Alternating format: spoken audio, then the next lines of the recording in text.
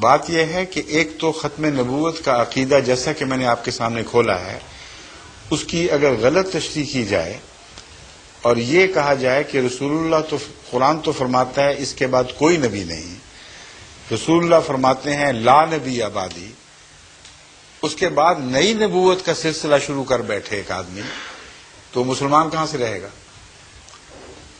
جس نے ختم نبوت کی مہر توڑ دی، جس نے رسول اللہ علیہ وسلم کی غلامی سے آزاد ہونے کا ادعا کر لیا، وہ بھی کافر، اس کے ماننے والے بھی کافر۔ اور ایک بات جو نہیں بتاتے وہ میں آپ کو بتا دیتا ہوں، اس میں یہ بھی کافر ہو جائیں گے۔ وہ یہ کہ یہ خود مانتے ہیں کہ مسیح آئے گا اور مہدی بھی آئے گا، اور یہ بھی مانتے ہیں کہ مسیح لازماً نبی اللہ ہوگا۔ تو آئیڈینٹی کا فرق ہے، عقیدے میں تو فرق ہی کوئی نہ رہا۔ سارے یہ علماء تسلیم کرتے ہیں، آپ ان سے پوچھ کے دیکھ لیں کہ مسیح آئے گا تو نبی اللہ ہوگا کہ نہیں؟ کہ ہوگا۔ امام مہدی خدا مقرر کرے گا کہ نہیں؟ کہتے ہیں مقرر کرے گا۔ اگر آپ خدا امام مہدی کا انکار کر دیں گے تو مسلمان رہیں گے؟ سوال ہی نہیں پیدا ہوتا۔ وہی بات جب ہم کہتے ہیں تو ہم کافر، یہ کیوں نہیں ہوتے کافر اس سے؟ اگر زہر ہے تو سب نے کھایا ہوا ہے، پھر یہ اجتماعی خودکشی ہونی چاہیے، لیکن ہم بچ جاتے ہیں اس وجہ سے کہ ان کا اپنا عمل، ان کا اپنا موقف ان کو جھوٹا قرار دے رہا ہے۔ بس اگر غیر مسلم بنتے ہیں تو یہ بنیں گے، ہم نہیں بنیں گے۔ اور حوالہ میرے پاس کیا ہے؟ رسول اللہ صلی اللہ علیہ وسلم کا۔ آن حضرت صلی اللہ علیہ وآلہ وسلم کے دو فتاوی ہیں جن کو پیش نظر رکھیں۔ ایک یہ کہ اگر کوئی مسلمان کو کافر قرار دے تو وہ غیر مسلم ہو، خود کافر ہو جائے گا۔ یہ وہ فتویٰ ہے جو علماء جانتے ہیں کہ صحیح ہے، اور اس کے متعلق کوئی بحث نہیں اٹھائے گی کہ کمزور حدیث کی بات ہے۔ اور حضرت مسیح موعود علیہ السلام نے ان کو کافر کہنے سے پہلے 12 سال تک مسلسل صبر کیا ان کے فتووں پر، اور یہ حدیثیں یاد کرائیں۔ آپ نے فرمایا کہ میں کسی کلمہ گو کو کافر نہیں کہنا چاہتا، میرا انکار بھی کرتے ہو پھر بھی میں کہہ سکتا، میرے دل میں یہ طاقت نہیں کہ میں کلمہ گو کو کافر کہہ دوں، مگر میں تمہیں یہ حدیث بتا رہا ہوں، اگر تم باز نہ آئے تو پھر محمد رسول اللہ صلی اللہ علیہ وسلم کے فتوے کے خلاف میں کوئی فتویٰ نہیں دے سکتا۔ کہ رسول اللہ صلی اللہ علیہ وسلم نے فرمایا کہ ایک زمانہ آئے گا جب میری امت یہودیوں کی طرح 72 فرقوں میں بٹ جائے گی۔ یہ وہ حدیث ہے جسے مولوی عبد الوہاب صاحب جو وہابی فرقے کے سربراہ ہیں، انہوں نے بڑی شد و مت سے اپنی صداقت کی نشانی کے طور پر پیش فرمایا ہے۔ وہ کس طرح؟ وہ یوں کہ کہتے ہیں کہ رسول اللہ صلی اللہ علیہ وسلم نے فرمایا 72 فرقوں میں بٹ جائے گی، وہ 72 کے 72 جہنمی ہوں گے، سوائے ایک کے جو 73ویں جماعت ہوگی۔ تو مولوی عبد الوہاب صاحب نے یہ دعویٰ کیا، ان کی کتب میں لکھا ہوا موجود ہے کہ میں جس فرقے کا بانی ہوں یہ وہ 73ویں جماعت ہے، جس کے متعلق یہ خوشخبری تھی کہ یہ تو پکے مسلمان اور جنتی، باقی سارے 72 کے 72 جہنمی ہیں۔ حسین تسلیم ہو گئی نا سعودی عرب کو پوری طرح۔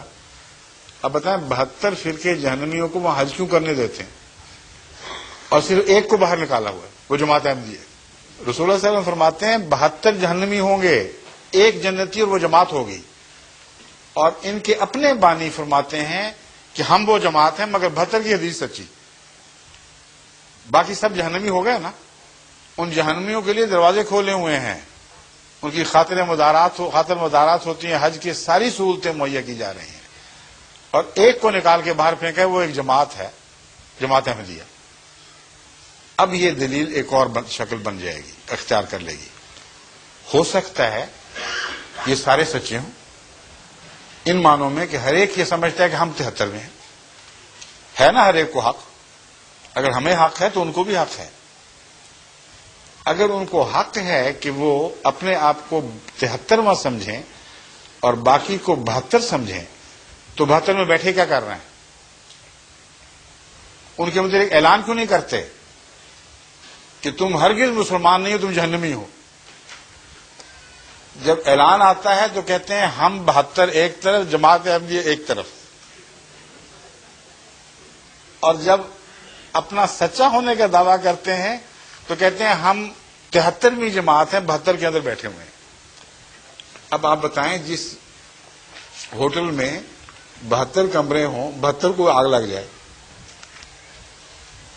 تو وہ 73 میں کمرے والے بیٹھے رہیں گے ان کے اندر شامل ہو کر؟ وہ تو ہر آدمی نکلنے کی کوشش کرے گا۔ رسول اللہ صلی اللہ علیہ وسلم نے آگ لگنے کی بات کی ہے، فرمایا 72 کو آگ لگ گئی، یعنی گمراہ ہو گئے، اور یہ ان میں اندر بیٹھے ہوئے فخر سے کہہ رہے ہیں کہ ہم 72 ہی ہیں۔ تو ان کا ایک دوسرے کے خلاف جماعت احمدیہ کے مقابل پر اجتماع ان کے 72 ہونے پر سواد کر رہا ہے، اور جب 72 کا حصہ ہیں تو فتویٰ رسول اللہ صلی اللہ علیہ وسلم کا چلے گا، ان کا دعویٰ کوئی کام نہیں آئے گا۔ شیعوں کے اوپر دیکھیں کیسے کیسے فتوے ہیں جو سنیوں نے لگائے ہیں۔ شیعوں کے جوابی فتوے بھی بڑے سخت ہیں، مگر وہاں حج میں ان پر کوئی اعتراض نہیں۔